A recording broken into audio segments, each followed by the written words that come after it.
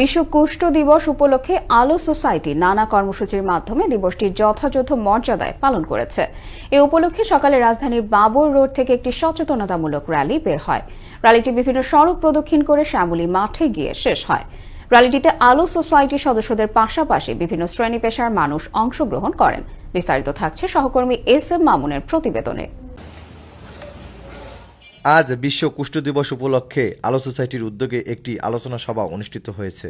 সভায় কুষ্ঠ রোগের লক্ষণ, প্রতিকার, চিকিৎসা পদ্ধতি এবং সামাজিক সচেতনতা গুরুত্ব নিয়ে বিস্তারিত আলোচনা করা হয়। এ সময় উপস্থিত ছিলেন আলো সোসাইটির প্রোগ্রাম ম্যানেজার কিল্টন মালাকার। তিনি বলেন, কুষ্ঠ একটি সম্পূর্ণ নিরাময় যোগ্য রোগ, তবে সচেতনতার অভাবে এখনো অনেক মানুষের চিকিৎসার বাইরে থেকে যায় এবং সামাজিকভাবে অবহেলার শিকার হয়। সময়মতো চিকিৎসা নিলে কুষ্ঠ থেকে সম্পূর্ণ সুস্থ হওয়া সম্ভব। এবছরের বিশ্ব কুষ্ঠ দিবসের প্রতিপাদ্য বিষয় হচ্ছে কুষ্ঠরোগ নিরাময়যোগ্য, সামাজিক কুসংস্কারই প্রকৃত বাধা। আধুনিক চিকিৎসায় কুষ্ঠরোগ পুরোপুরি ভালো হয় এবং সরকার বিনামূল্যে এ রোগের চিকিৎসা দেয়। সময়মতো চিকিৎসা নিলে স্বাভাবিক জীবনে ফিরে আসা সম্ভব। সমাজে কুষ্ঠরোগ নিয়ে প্রচলিত ভুল ধারণা দূর করাই আয়োজনের মূল উদ্দেশ্য।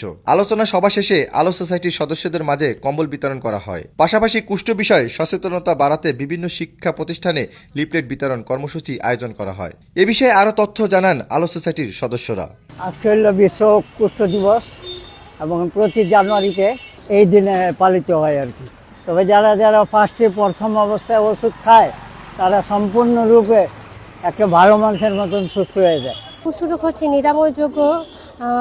এই রোগের চিকিৎসা হচ্ছে মাল্টি ড্রাগ থেরাপি, যেটাকে আমরা সংক্ষেপে বলি এমডিটি। তো যারা এই রোগে আক্রান্ত হয়, ভয় পাওয়ার কোনো কারণ নেই। আপনারা সঠিক চিকিৎসা নেন এবং চিকিৎসার মাধ্যমে আপনারা সম্পূর্ণ সুস্থ হয়ে যাবেন।